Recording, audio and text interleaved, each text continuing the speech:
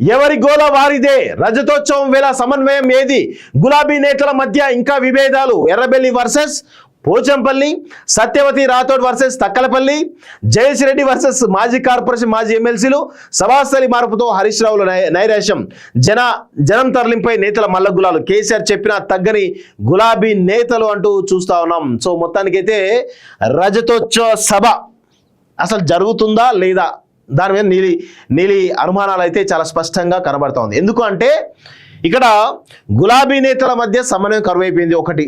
రెండోది ఇక్కడ కేవలం హరీష్ రావును పక్కన పెట్టే విషయం చూస్తా ఉన్నాం. ఇక్కడ చాలా అంశాలు కూడా ఉన్నాయి. అంశాలు కూడా ఒకసారి మీకు వివరించే ప్రయత్నం చేస్తా. ఇప్పుడు ప్రస్తుతం ఉన్నటువంటి భారతదేశ మన దేశం సంబంధించినటువంటి యుద్ధ పరిస్థితులు ఈరోజు రజతోత్సవ సభ జరిగే అవకాశం ఉంటుందా అనేటువంటి ఒక అనుమానం అయితే కలుగుతూ ఉంది. రెండోది నాయకుల్లో సమన్వయ లోపం చాలా స్పష్టంగా కనబడుతూ ఉంది. మూడోది హరీష్ రావు ఎక్కడ కనిపించకపోవడం. ఈ మూడు అంశాలు ఈరోజు పెద్ద ఎత్తున తీవ్రమైనటువంటి చర్చ బీఆర్ఎస్ వర్గాల్లో జరుగుతూ ఉంది.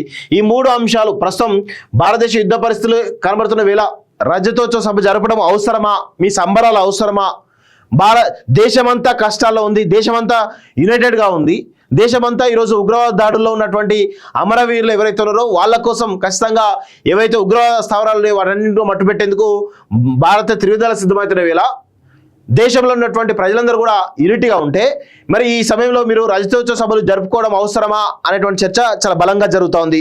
రెండోది నాయకుల మధ్య సమన్వయ లోపం చాలా స్పష్టంగా కనబడుతూ ఉంది. అక్కడ ఏదైతే సభాస్థలి దగ్గర ఉన్నటువంటి వరంగల్లో ఉన్నటువంటి నాయకుల మధ్య చాలా స్పష్టంగా ఇటు ఎర్రబెల్లి వర్సెస్ పోచంపల్లి నడుస్తూ ఉంది.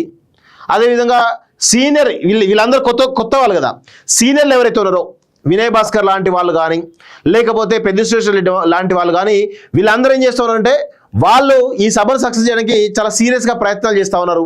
ఏ లోపాలను పట్టించుకోకుండా, ఎవరు అడ్డువడిని పట్టించుకోకుండా చాలా సీరియస్గా ప్రయత్నాలు చేస్తున్నారు అక్కడ ఉన్నటువంటి సీనియర్ నాయకులు. కానీ కొత్త వాళ్ళు ఎవరైతే వచ్చారో ఎర్రబెల్లి లాంటి వాళ్ళు కానీ, పోచంపల్లి లాంటి వాళ్ళు కానీ, గండ్ర వెంకటరమణ లాంటి వాళ్ళు కానీ, ధర్మారెడ్డి లాంటి వాళ్ళు కానీ, ఆరు రమేష్ లాంటి వాళ్ళు కానీ వీళ్ళెవరూ కూడా కనీసం పట్టించుకోకుండా, ఆర్ రమేష్ అంటే బీజేపీ జాయిన్ కదా, సారీ, వీళ్ళందరూ కూడా పట్టించుకోకుండా చాలా పెద్ద ఎత్తున ఆ సభ విషయంలో ఆధిపత్య పోరు ప్రదర్శించడం, నేనంటే ఆధిపత్య పోరు అయితే చాలా స్పష్టంగా కనబడతా ఉంది. సో అదేవిధంగా హరీష్ రావు రోల్ ఏంటి ఈ రజత సభకు? ప్రతి ఉప ఎన్నికలు కావచ్చు, ప్రతి సభల్లో కావచ్చు ఆయన ఇన్ఛార్జిగా ఉండి సమన్వయం చేస్తుంటాడు. కానీ ఈసారి కేసీఆర్ చాలా టాక్టిక్గా హరీష్ రావును తప్పించేసి ఒకవైపు కవితను మరొకవైపు కేటీఆర్ను ముందు పెట్టి నడిపిస్తా ఉన్నాడు సభను. మరి ఈ సభ సక్సెస్ అవుతుందా లేదా అనేది చాలా పెద్ద ఎత్తున ఒక అనుమానాలు అయితే చాలా బలంగా ఉన్నాయి. గులాబీ నేతల మధ్య సమన్వయం కుదరడం లేదు.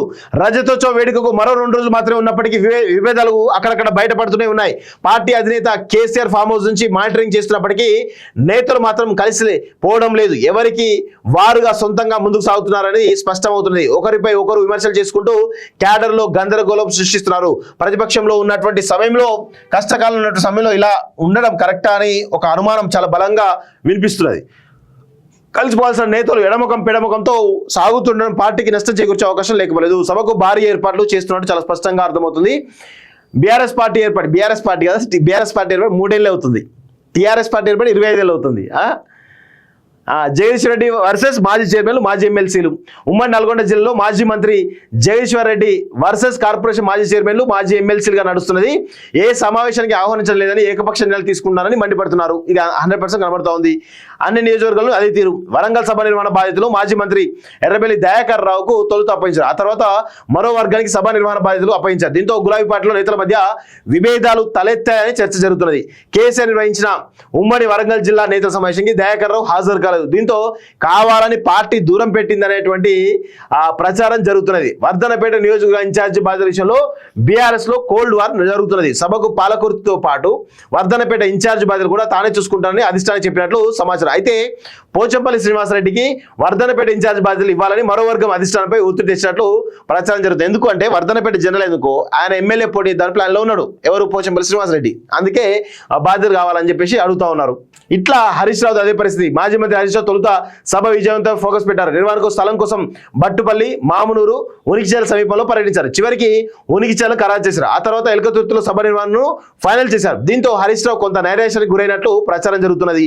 సో దీంతో ప్రస్తుతం సభ జరుగుతున్న స్థల పరిశీలన కూడా హరీష్ రావు రాలేదని సమాచారం. సిద్దిపేట జిల్లా ఉస్నాబాద్ నియోజకవర్గం, కరీంనగర్ పార్లమెంట్, హన్మకొండ జిల్లా పరిధిలో ఎలకతుర్తి ఉండడంతో ఏ ఒక్క జిల్లా నేతల ఆధిపత్యం ఉండకుండా చూశారనే చర్చ జరుగుతున్నది. సో మొత్తానికైతే చాలా పెద్ద ఎత్తున సీరియస్గా అయితే సమన్వయ లోపం కనబడతా ఉంది. ఎవరి గోల వారిది అన్నట్టు తెలుస్తూ ఉంది. సో నాకు తెలిసి సభ జరుగుద్దా వాయిదా పడుద్దా అనేటువంటి చర్చ కూడా చాలా బలంగా జరుగుతూ ఉంది. విదేశాల్లో ఉన్నత విద్యను చదువుకోవాలని అనుకుంటున్నారా? అయితే వెంటనే ఫ్లైగ్రాడ్ ఓవర్సీస్ ఎడ్యుకేషన్ కన్సల్టెన్సీని సంప్రదించండి. మీ విదేశీ కలలను సాకారం చేసుకోండి. ఫ్లైగ్రాడ్